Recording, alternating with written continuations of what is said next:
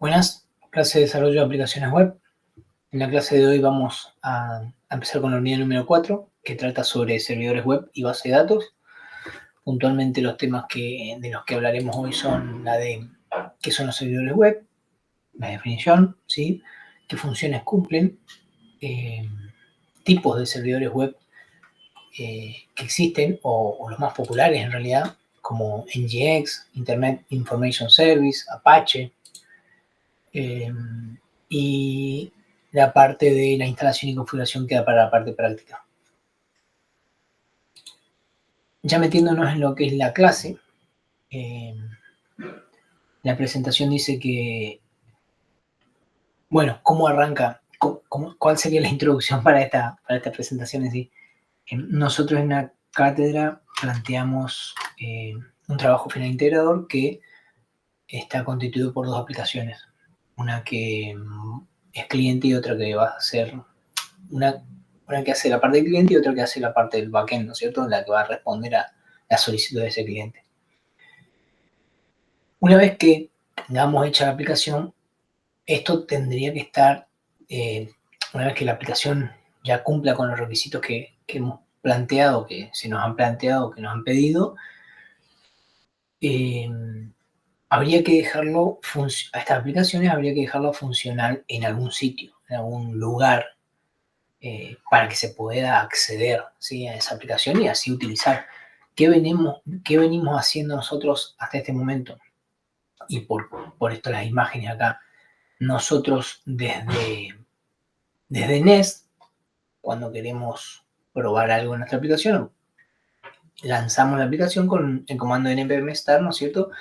Que eso lanza un servidor local, ¿sí?, que nos sirve a nosotros para probar y desarrollar la aplicación que nos pidieron. Lo mismo hacemos con Angular, con el comando ng-server, ¿sí? Así, de esa forma podemos probar nuestra aplicación. Una vez que se cumplan con los requisitos, vamos a compilar nuestra aplicación, es decir, el código TS lo vamos a transcribir, se va a transcribir a JavaScript, ¿sí? En este caso, se va a transcribir a JavaScript, y estos fuentes, junto con el HTML, el CSS, el JS, estas fuentes debieran ser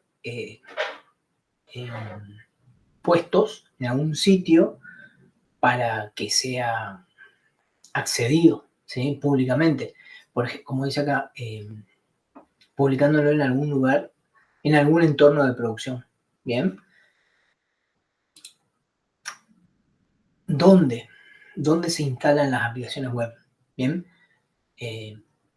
respondiendo a esa pregunta, se va a instalar no como una aplicación normal, ¿sí?, no como una aplicación tradicional, esa que descargamos un archivo e instalamos en nuestra PC, no, sino que estas aplicaciones se van a alojar en algún servidor web y se van a acceder a esas aplicaciones, como se muestra acá en la imagen, a través de Internet, ¿sí? Entonces, algún cliente, a través de Internet, va a acceder al servidor donde está alojada nuestra aplicación. De eso es lo que vamos a hacer o tratar de hacer.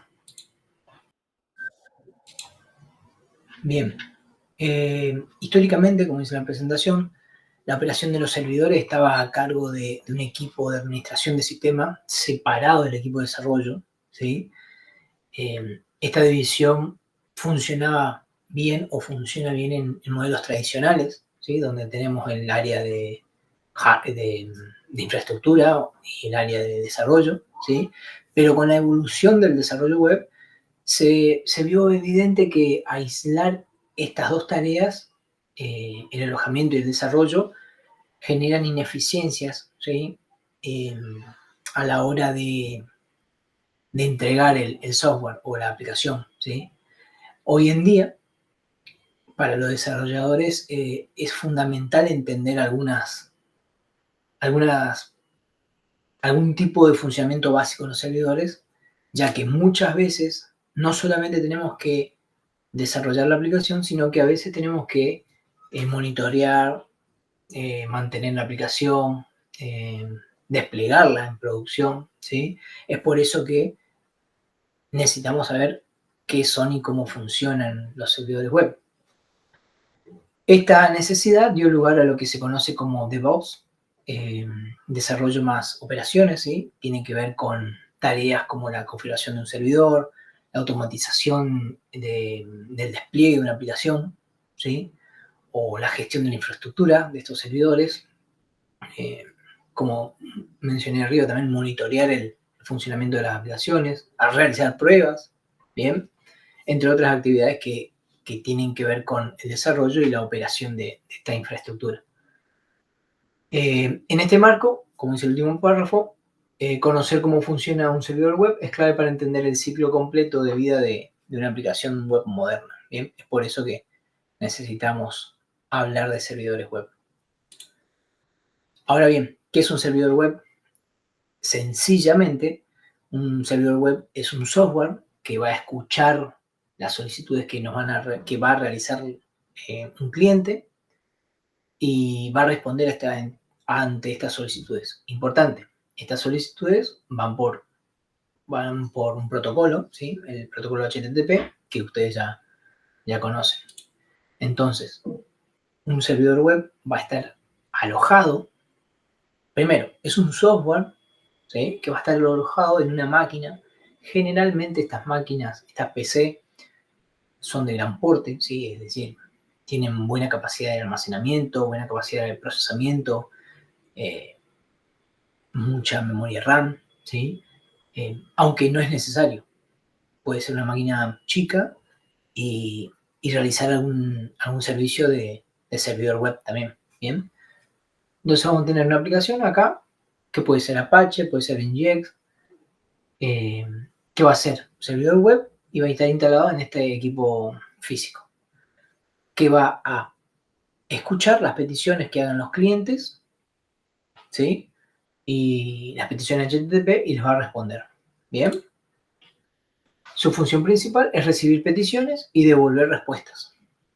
Estas solicitudes pueden ser simples, como la de retornar algún archivo, o complejas, como la de escuchar esta petición, reenviar la solicitud a un controlador o a una aplicación que procesa datos, consulta una base de datos y luego genera alguna respuesta dinámica en función del contexto al cliente. Por ejemplo, podría ser que un cliente pida un informe un cliente pide un informe, ¿sí? Hay una opción dentro de mi aplicación que el informe se genera. Para generar este informe, primero se escucha la solicitud, se deriva o se delega esta solicitud a un controlador, ¿sí? Se acceden a los datos a través de una base de datos, se genera un reporte en un formato PDF o en un CSV. Y a su vez, este archivo tiene que ser devuelto al cliente que lo solicitó. Esa sería una solicitud un poco más compleja, ¿no? El término servidor web puede referirse tanto al software como al equipo físico, ¿sí? Como mencioné por acá, al software que atiende estas peticiones o al equipo físico. Nosotros acá vamos a hablar de el software, ¿sí? Que está instalado en un equipo físico. Hay muchos servidores web, ¿sí? Los más comunes, los más populares dentro del mercado son Apache, Nginx y Internet Information Service, ¿sí? La lucha en el mercado siempre fue entre Apache y el servidor de Microsoft, hasta que llegó Nginx, que fue ganando en popularidad y en uso, ¿sí? Hasta el punto que hoy, si consultan esta URL, yo la tengo por acá, ven que la cuota de uso de Nginx es más popular hoy en día, ¿bien? Bueno,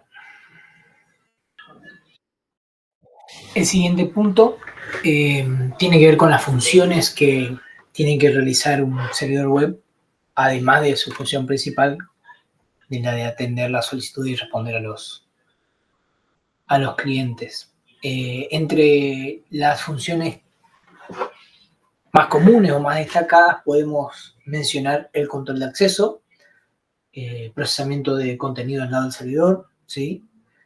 Registros y monitoreo, es decir, logs de acceso al servidor, funciones que tienen que ver con la seguridad, balanceo de carga y gestión de conexiones concurrentes. El control de acceso es un mecanismo que nos permite definir qué usuarios pueden acceder a qué recursos mediante la autenticación y la autorización, ¿sí?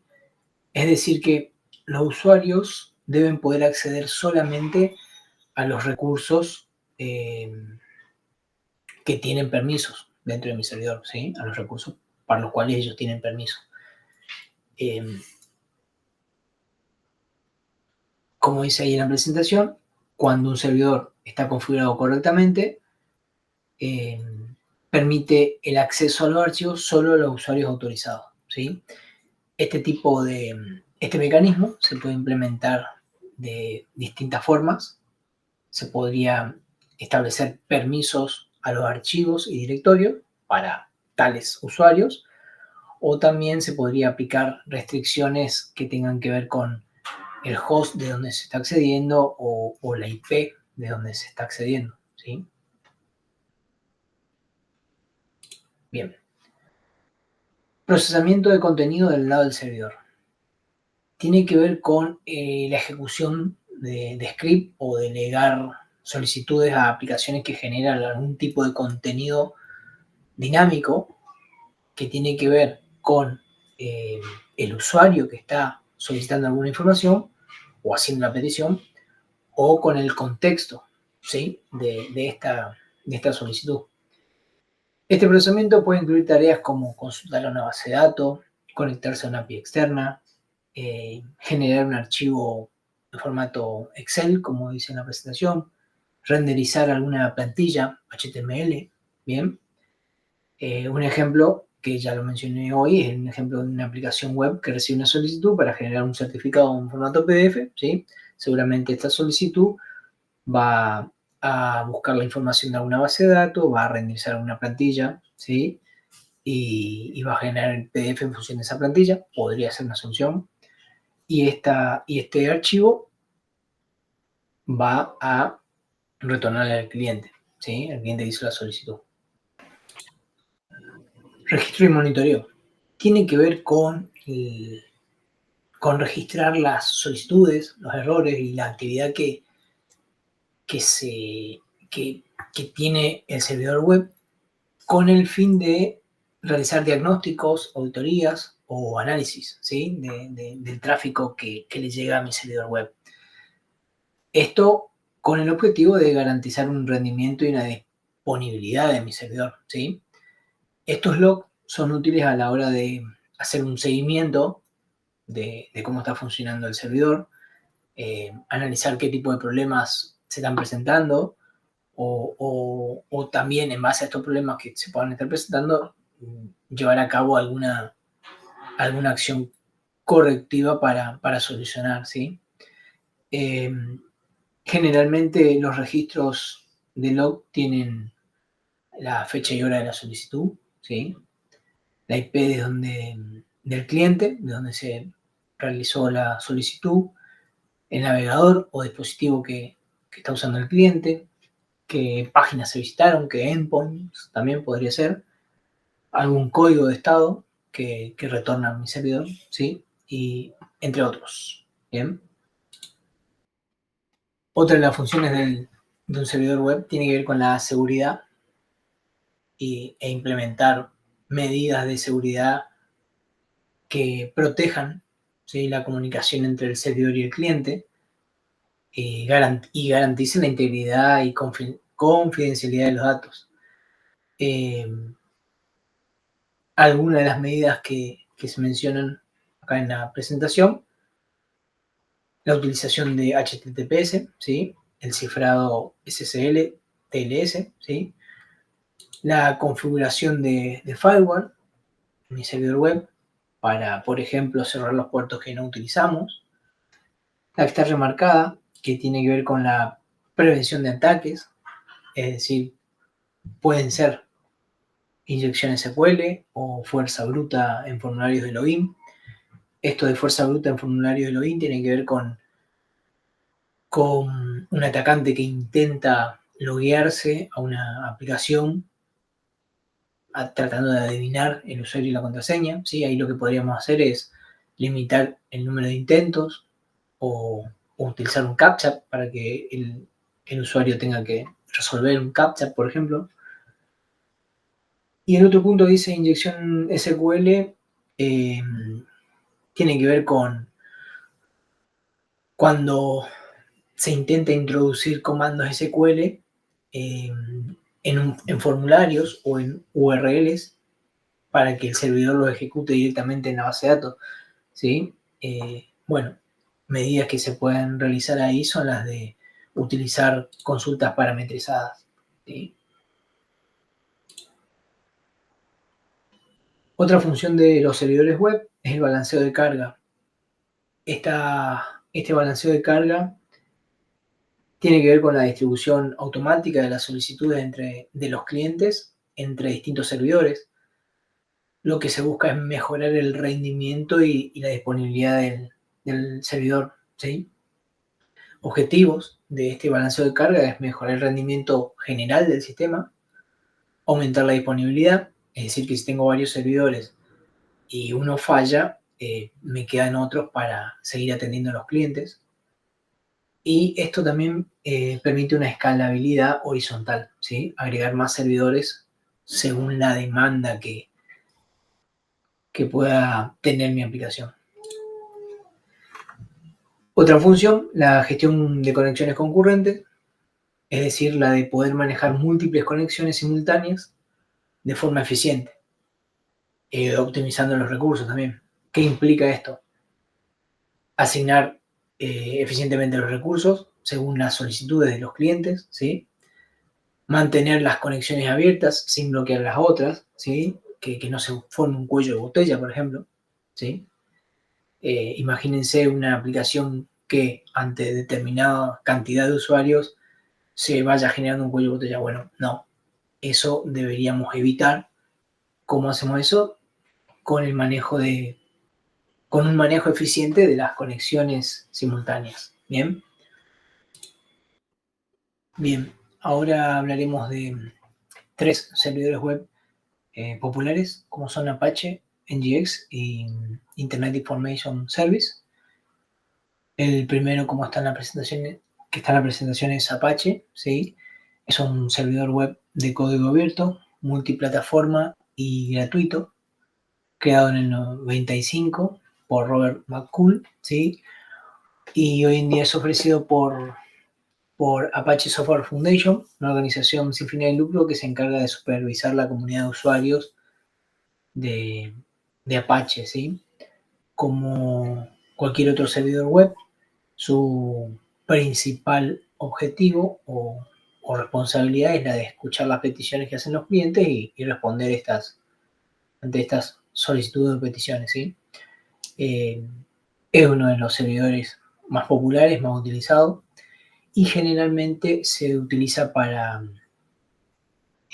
sitios dinámicos como más comunes en donde se utiliza PHP y MySQL, ¿sí? Miremos algunas de las características que nos ofrece Apache.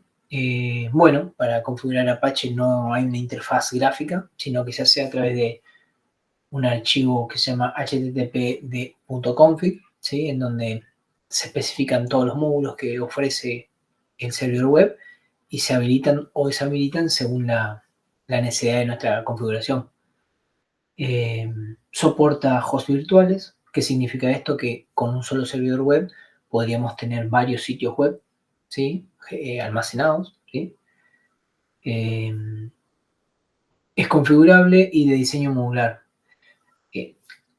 Configurable tiene que ver con el archivo que mencioné al principio, ¿sí? Pero, o sea, podemos habilitar y deshabilitar características y además podemos programar un módulo según las necesidades específicas que tengamos. Para eso se utiliza un lenguaje C o Perl. Otras características de Apache es que tiene un servidor proxy integrado. ¿Qué es un proxy? Un servidor proxy es un intermediario entre un cliente y un servidor final, ¿sí?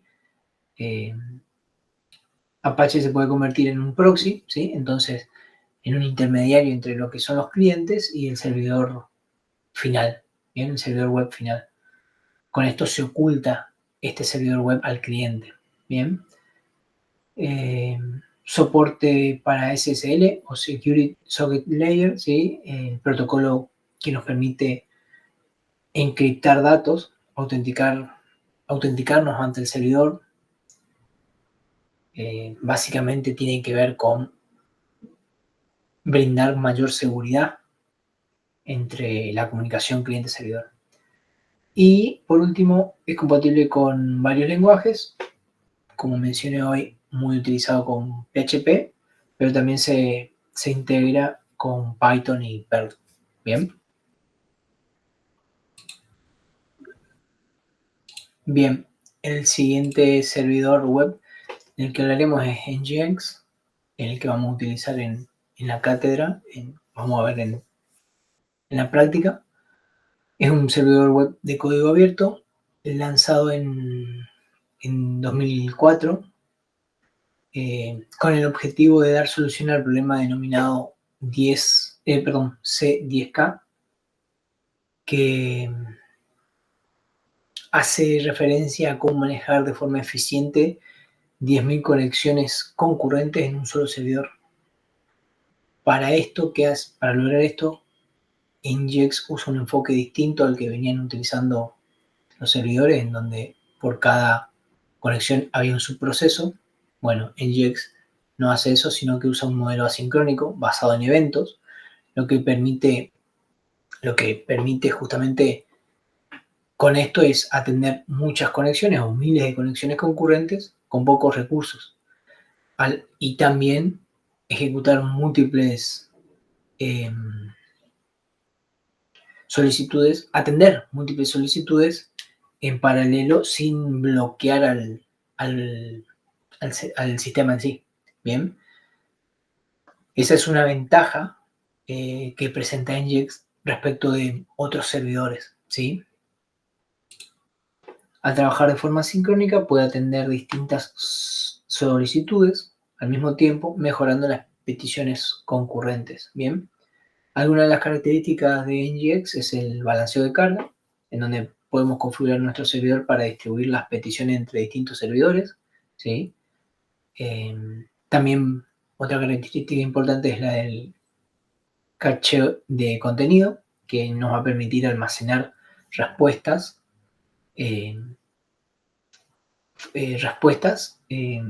ante peticiones que son concurrentes, ¿sí? Y también la compatibilidad con HTTPS y SSL. El tercer servidor web es Internet Information Service, servidor web creado por Microsoft para sistemas operativos Windows. Bien, no es multiplataforma, solamente se puede utilizar en entornos Microsoft. Internet Information Service se inicia como un conjunto de servicios que transforma un sistema operativo en un servidor capaz de ofrecer ciertos servicios web como son el protocolo HTTP, ¿sí? El de solicitudes, la transferencia de archivos o SMTP, que es el protocolo para la comunicación de correos, ¿sí? Fue lanzado como un conjunto de servicios orientado a Internet para la versión de Windows NT 3.51 en el 95 y luego se integró a otras versiones del sistema operativo como Windows 2000 o Windows Server. Es muy utilizado en ambientes empresariales, ¿sí? Donde ya tienen otros productos de Microsoft, como pueden ser ASP.NET, básicamente, ¿sí? O SQL Server como sistema de base de datos, ¿bien?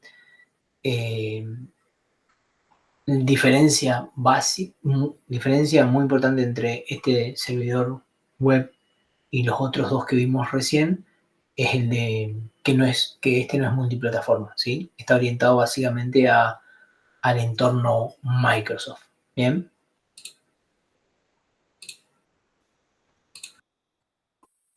Bueno, el siguiente punto del que hablaremos es el alojamiento para nuestras aplicaciones web, ¿sí? Esto es un punto importante también eh, a la hora de desplegar nuestra aplicación, ¿sí? Es importante analizar dónde vamos a alojar nuestra aplicación web, ya que si utilizamos una opción poco eficiente, puede ser que tengamos un rendimiento malo de nuestra aplicación web, más allá de la calidad del código, ¿no?, que hayamos escrito.